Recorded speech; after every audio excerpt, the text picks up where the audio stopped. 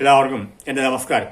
ഓം ശ്രീ ഗുരുഭ്യോ നമ, ഓം ശ്രീ ഋഷിഭ്യോ നമ, ഓം ശ്രീ പരമഋഷിഭ്യോ നമ, ഓം ശ്രീ പരാശക്തിയേ നമ. ഋഗ്വേദം 1-ാം അധ്യായത്തിൽ 160-ാമത്തെ മന്ത്രമാണ് ഇവിടെ പറയാൻ വേണ്ടി പോകുന്നത്. ഇമാധാരാകൃതസ്നുവോ ഹരിഹോപവക്ഷസ ഇന്ദ്രം സുഗതമേ രഥേ. അന്വയം: ഹരി ഇമാ കൃത സ്നുവ ധാന സുഗതമേ രഥേ ഇന്ദ്രം ഇഹ ഉപവക്ഷത. ഇതാണ് അന്വയം. ഹരികൾ എന്ന ഇന്ദ്രന്റെ കുതിരകൾ.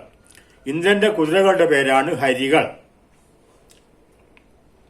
ഇമാ ഘൃതസ്നുവ, അലങ്കരണത്താലും ഉപസ്തരണത്താലും നെയ്യൊഴുകുന്നവയും, ധാന, വറുത്ത യവധാന്യവും ഉണക്കലരിയും മറ്റും, ഉപവക്ഷത, ഈ കർമ്മത്തിൽ ഭാഗവാക്കാകാനായിട്ട് ഈ വേദിയിലേക്ക് എത്തിക്കട്ടെ.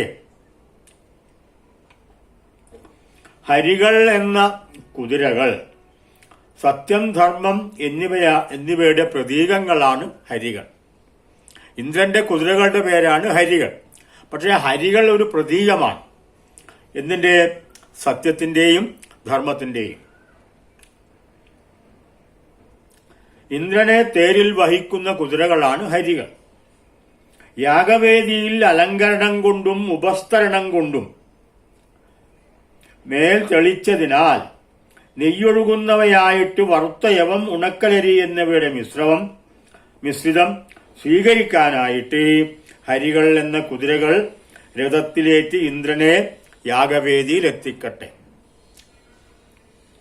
യാഗവേദിയിൽ അലങ്കരണം കൊണ്ടും ഉപസ്തരണം കൊണ്ടും, അതായത് മേലെ തെളിച്ചതിനാലും നെയ്യൊഴുകുന്നവയായിട്ട് വറുത്ത യവം, ഉണക്കലരി എന്നിവയുടെ മിശ്രിതം സ്വീകരിക്കാനായിട്ട് ഹരികൾ എന്ന കുതിരകൾ രഥത്തിലേറി ഇന്ദ്രനെ യാഗവേദിയിൽ എത്തിക്കട്ടെ.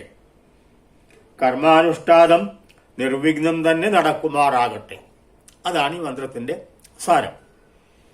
യാഗവേദിയിൽ കർമാനുഷ്ഠാനങ്ങൾ നിർവിഘ്നമായി നടക്കാനാണ് ഋത്വിക്കുകൾ ഈ മന്ത്രത്തിലൂടെ പ്രാർത്ഥിക്കുന്നത്.